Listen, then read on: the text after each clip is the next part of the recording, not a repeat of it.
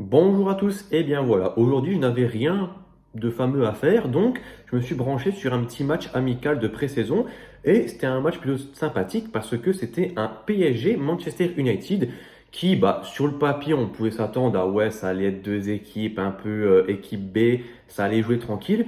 Et bien au final, c'était un match plutôt sympathique, on s'est pas trop ennuyé, les mi-temps passaient vite, il y avait de l'action et tout, donc c'était assez chouette. Donc on va parler un petit peu de ce match, dire un petit peu, débriefer joueur par joueur, ce qui s'est passé, un petit peu le déroulement du match, parce que je sais que c'est un match que pas beaucoup de gens ont regardé. Donc ainsi, voilà, je vais vous dire ce que j'ai pensé de ce match. Donc tout d'abord, pour les compositions, eh bien, on peut remarquer, comme je l'ai dit auparavant, deux équipes assez remaniées. Donc justement, à United, dans les titulaires habituels, il y avait quand même la présence de Mbeumo. Il y avait Andrei Santos, la nouvelle recrue de Manchester, qui est venue de Chelsea. Il y avait Harry Maguire, Luke Shaw, Mazraoui, Amad Diallo, Dorgu et Even. Donc quand même, il y avait quand même pas mal de cadres. Il y avait quand même une belle ossature de l'équipe habituelle de Première Ligue. Et après, il y avait deux, trois jeunes, les Fletcher, les Lassie. Le gardien, c'était Tom Eaton. Et donc, en tout cas, ben, on va en parler après du PSG, du United. Donc, en tout cas, pour l'équipe du PSG, là aussi, il y avait deux, trois titulaires habituels. Donc, il y avait Pacho, Zabarni. Bon, Zabarni, c'est pas un titulaire, mais bon, c'est pas un jeune qui joue, qui n'a jamais joué. Il y avait Beraldo, Kvaratskhelia, il y avait Mbaye. Et après, il y avait la présence de Dro Fernandez. Voilà, une titulaire, c'est bien. Un petit peu de temps de jeu. Et donc au PSG, il y avait quand même pas mal de jeunes. Le latéral gauche et le latéral droit, c'était des jeunes aussi. Il y avait Safonov dans les buts. Et au milieu de terrain, il y avait Beraldo, il y avait Dro, il y avait des jeunes et, voilà, par-ci par-là.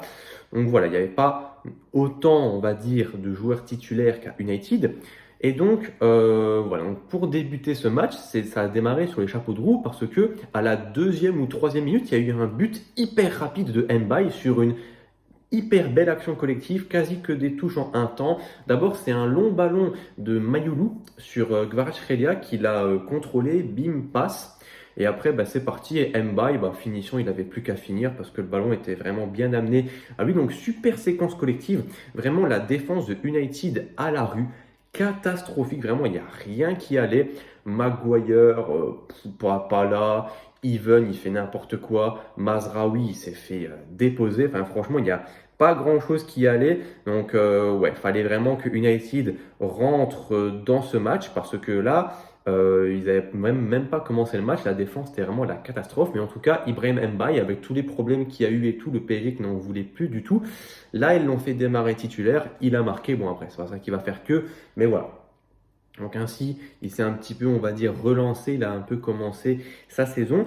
Puis ensuite, après ça, on a quand même eu le match qui a vraiment commencé de la part des deux équipes et United a un petit peu repris le dessus et justement avec un bon pressing et aussi justement que les jeunes du PSG ils étaient un petit peu stressés, du coup il y a eu une énorme erreur du latéral gauche je pense du PSG, un jeune, il a fait une très très mauvaise relance, ça a directement fini dans les pieds de Amad Diallo, je pense, ou quelqu'un comme ça. Et après, centre, et boum, c'est Mbeumo qui a mis son but. Voilà, très beau but de Mbeumo. Et Mbeumo, j'ai très bien aimé parce que du coup, lui, comme il n'a pas fait la Coupe du Monde, il a eu une très longue période de repos.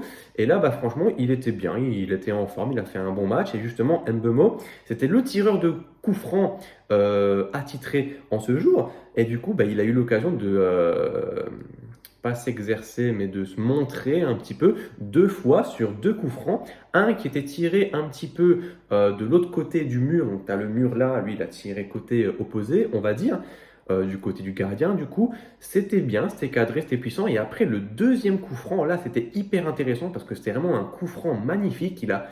Tellement bien. Il est tellement bien passé au-dessus du mur, il est redescendu, ça partait lucarne tous les jours, ça nettoyait la toile d'araignée. Méga arrêt de Safonov qui était resté bien attentif, mais elle était difficile à aller chercher parce que vraiment lucarne. Franchement, Mbeumo, il aurait vraiment mérité de mettre son but parce que c'était vraiment très très bien tiré. Puis après cela, il y a eu deux énormes occasions ratées par United. C'était vraiment abusé parce que c'était un petit peu les jeunes aussi qui manquaient un petit peu d'expérience du côté de Manchester.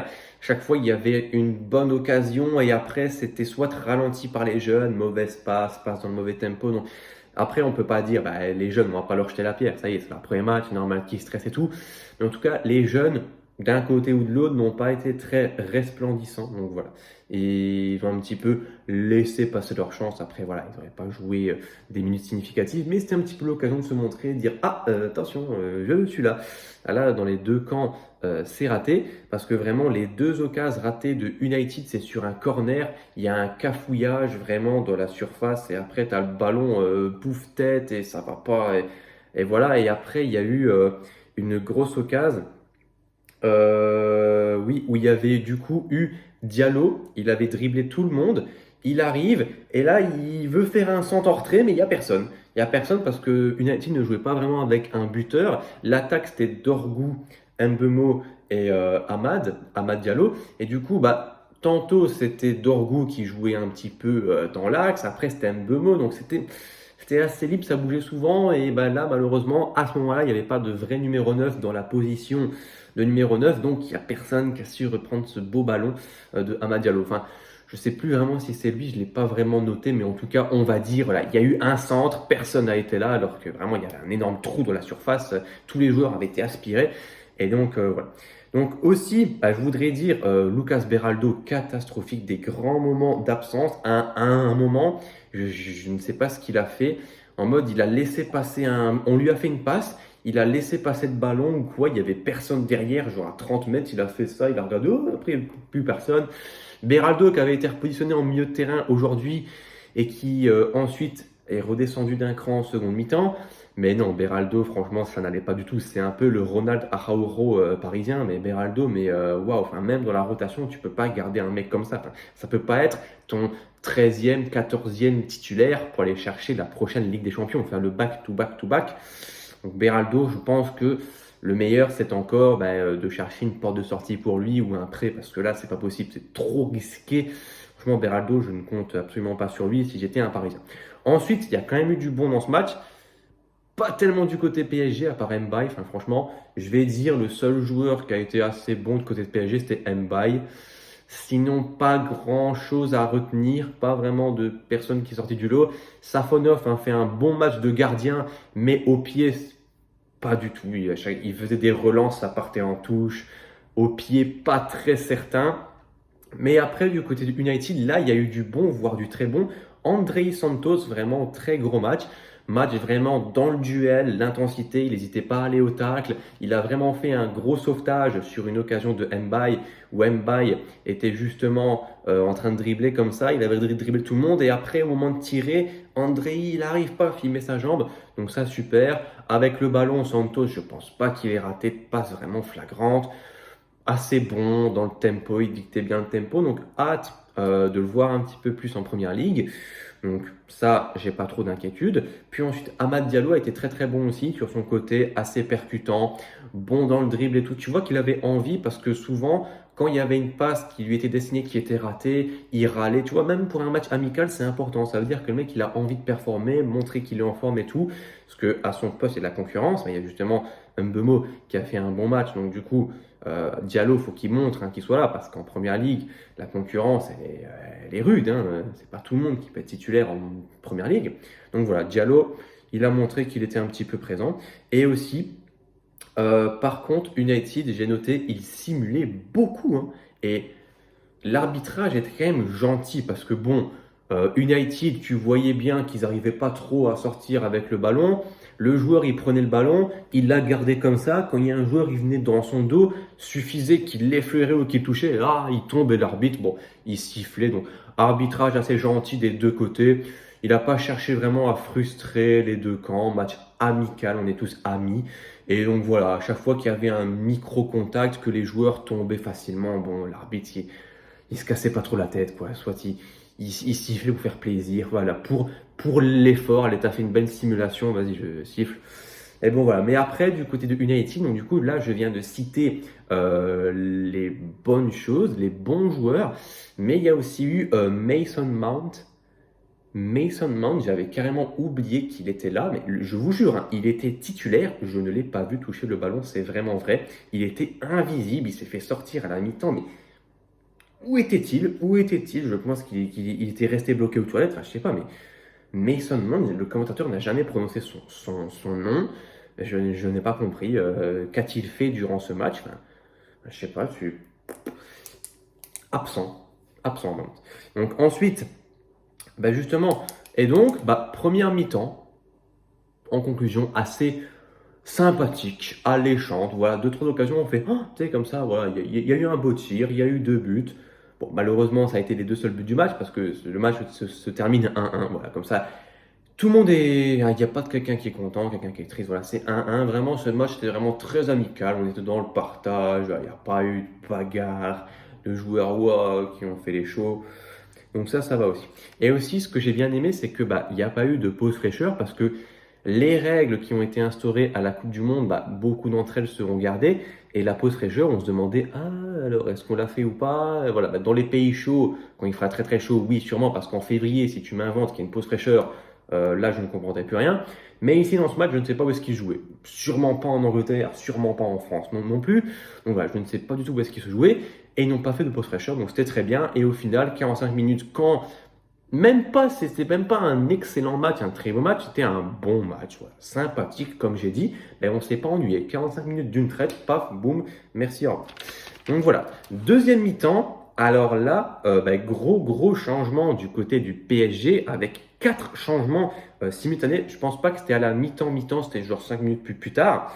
Et bien là, on a eu 4 changements, donc là, clairement, Luis Enrique, il a fait rentrer ses stars. Donc Vitinha, Marquinhos, João Neves, Nuno Mendes sont rentrés tous les 4 en même temps. Donc là, on s'est dit, ok, là, ça veut faire un petit peu jouer les stars, les mettre un petit peu en jambes. Et bah, du coup, démarrage, malgré cela, démarrage de la deuxième mi-temps un peu lent. Voilà, là, c'était un petit peu plus, bon, voilà, baba cool, on se presse pas trop. Ça a eu un petit peu de mal à démarrer cette deuxième mi-temps. Et en tout cas, par contre, là, il y a eu un énorme arrêt de Mbeumo, enfin, n'importe quoi. Il y a eu un énorme arrêt de Safonov sur Mbeumo. Encore sûrement une erreur des jeunes parisiens. Là, tu as Mbeumo, il est arrivé, boum, boum, boum, dribble comme ça, tu sais, quand le joueur il décroche, crochet, enroulé, et Safonov, waouh, quel arrêt! Le ballon aurait pu être un petit peu mieux placé, mais bon, ce genre de mouvement, le joueur, tu sais, il part comme ça à gauche et après qui tire. Généralement, c'est très son dedans. En tout cas, j'en ai vraiment vu beaucoup des tirs comme ça aller dedans. Donc là, que Safonov l'arrête, voilà, c'était bien joué. Donc, comme je dis, Safonov, il a fait un bon match en tant que gardien, mais avec le pied, moyen. Donc ensuite, forcément, Michael Carrick, en voyant Luis Enrique faire ses gros changements, il a fait de même en faisant rentrer simultanément Bruno Fernandes, Yuri Tillmans, la nouvelle recrue, Joshua Zirkzee et Harry Hamas, voilà, un petit jeune défenseur gauche, voilà, comme ça. Donc voilà, j'ai dit, il y a des grosses stars qui sont rentrées, donc vous m'avez compris, Hamas, voilà, c'est un petit jeune, mais en fait, comme United hésite à le vendre, voilà, ils se sont dit, allez, on te laisse ta chance, voir un petit peu ce qu'il y a moyen de faire avec toi. Et puis voilà. Donc, puis ensuite, là, il y a eu une énorme occasion à un moment dans le match. C'était justement un long ballon de je ne sais plus qui, mais c'est Zirkzee. Il est parti en profondeur et t'as Safonov. Il a fait une de ses sorties à la Unai Simon. Et justement, Safonov sortait très souvent. Safonov, il y a eu 3 ou 4 sorties où il était très loin de son but. Tu sais, il dégageait le ballon de la tête ou alors il était vraiment gardien volant. Mais là, sur cette sortie, il est vraiment rentré dans Zirkzee comme ça. Du coup, le ballon est reparti. Safonov était par terre, il a fallu le temps qu'il se relève. Et là, tu as un jeune de Manchester, il n'y a plus de gardien. Il ne sait pas quoi faire. Et donc, du coup, vite, il donne le ballon. Il n'y a personne qui tire. Je sais pourquoi. Il n'y a plus de gardien. Il n'y avait même pas un défenseur dans le but. Et après, le mec, on lui fait la passe. Au lieu de tirer, non, je ne sais pas ce qu'il fait. Il va à gauche, il tente des dribbles. Après, il paraît excentré, il tire et c'est pas dedans. Mais là, mais quelle occasion ratée. Ben, franchement, United, il méritait de gagner ce match tous les jours. Parce que vraiment, le nombre de grosses occasions qu'ils ont ratées, c'était incroyable. Franchement, United, ils peuvent gagner ce match 3-1. Facile vraiment avec les boulettes du PSG qu'ils n'ont pas su exploiter à 100%. Là, la grosse sortie du gardien, là franchement, mais je me suis dit, mais comment ça n'est pas rentré? Donc enfin, bref. Et donc, justement, un peu après ça, Safonov a été sorti. Voilà, pour répondre un petit peu en première mi-temps que Tom Heaton, il est sorti sur blessure. Donc là, c'est quand même fort parce que le deuxième gardien, Heaton, parce qu'on rappelle, le premier gardien, c'est Lamont. Donc là, généralement, quand tu es troisième gardien, tu n'en branles pas une, même dans les matchs de pré-saison. Mais là, le deuxième gardien s'est blessé. Donc du coup, c'était le troisième gardien qui est rentré. Et on voyait que le mec, il n'était pas trop habitué à jouer. C'était Mi, le gardien, M-E-E. Et ben, à chaque fois qu'il prenait le ballon, tu sais, il prenait pas de risque. Juste, il touchait la balle au pied et il attendait que les joueurs viennent le presser pour reprendre la balle en main et la relancer à la main. Vraiment, il n'était pas sûr de lui. Il était, franchement, quand tu es troisième gardien, tu vas pas me dire que tu joues souvent. Donc le mec était vraiment, il voulait pas faire de conneries. Tu vois qu'il était vraiment en mode, parce que s'il fait une connerie, après ils vont me virer, ils vont prendre un autre troisième gardien et j'aurais pu ma planque. Aïe, aïe, aïe. Donc voilà, enfin bref, on va revenir sur Safonov. Donc du coup, Safonov, il sort. Le gardien qui est rentré, je ne sais pas c'est qui. Bon, rien à dire sur son match, il n'a pas fait de grandes choses, vraiment. Bon, quoi. Donc ensuite, bah, par contre, ce que j'ai à dire, c'est que du coup, dans les changements, il y a aussi Diogo Dalot, le fameux, qui est rentré. Et à la place de Mazraoui et Diallo, c'est catastrophique. Dallo, c'est catastrophique. Vraiment, Dallo, il n'y a rien qui va. Il ne sait pas faire une passe. Il ne sait pas dribbler. À un moment, il y a eu une bonne occasion. Il était monté assez haut. Et il devait juste faire un petit décalage comme ça pour faire un centre dribbler. Et il était lourd. Il a fait comme ça. Et voilà, t'as compris. Franchement, Diogo Dallo et Mazraoui, c'est le duel des titans vraiment pour savoir qui est le plus nul. Hein. Ils n'arrivent vraiment pas à se départager. Hein. Excusez-moi, j'ai été interrompu. Donc voilà, je ne sais pas s'il y a une espèce de compétition pour essayer de déterminer qui est le plus nul entre Mazraoui et Dalot. Mais en tout cas, vraiment, c'est hyper serré parce que je n'arrive pas à les départager. Vraiment, ils sont aussi nuls l'un que l'autre. Donc ensuite, qu'est-ce que j'avais d'autre à vous dire? Donc les jeunes des deux équipes, vraiment pas grand-chose à retenir. Deux, ils étaient assez cata. Les deux, les Fletcher, hein, apparemment les deux jumeaux Fletcher, il n'y en a pas un pour attraper l'autre. Ensuite, bah, justement, pour revenir au gardien remplaçant, le troisième gardien, M-E-E, on rappelle. À un moment, il a fait une sortie assez bizarre. C'était un long ballon qui était un petit peu trop long. Et après, il est sorti de son but pour justement faire la protection de balle et que la balle elle sorte en sortie de but. Et là, tu as Mbaye, il est venu le presser. Et après, je sais pas trop ce qu'il a fait. Il n'a pas réussi à le contenir. Mbaye, il a failli reprendre le ballon. Heureusement, il n'a pas su revenir ensuite. Il a un petit peu dégagé le ballon comme ça, tac. Et après, bon, voilà, sortie un peu bizarre. On voit que c'est un peu le troisième gardien. Puis ensuite, ben, ouais. Et dernière chose, Zirkzee, franchement, on dit, ouais, c'est un énorme flop et tout. Je suis d'accord. Mais en vrai, Zirkzee, il y a un truc. Je sais pas si vous voyez ce que je veux dire. Enfin, faut regarder les matchs. Mais en vrai, Zirkzee, techniquement, c'est pas faux. Ce qu'ils disent les joueurs de Manchester United quand on leur demande c'est qui le meilleur joueur avec qui vous avez joué. Enfin, le meilleur joueur du groupe. Zirkzee, techniquement, il y a un truc. Enfin, franchement, si, s'il met un petit peu, qu'on le met dans des bonnes positions, qu'il a un peu d'espace, tu sens vraiment que c'est un vrai bon joueur. Tu vois, lui je sens quelque chose. C'est pas comme Højlund ou Sesko, il n'y a rien à gratter avec eux. Mais bon, en tout cas, voilà.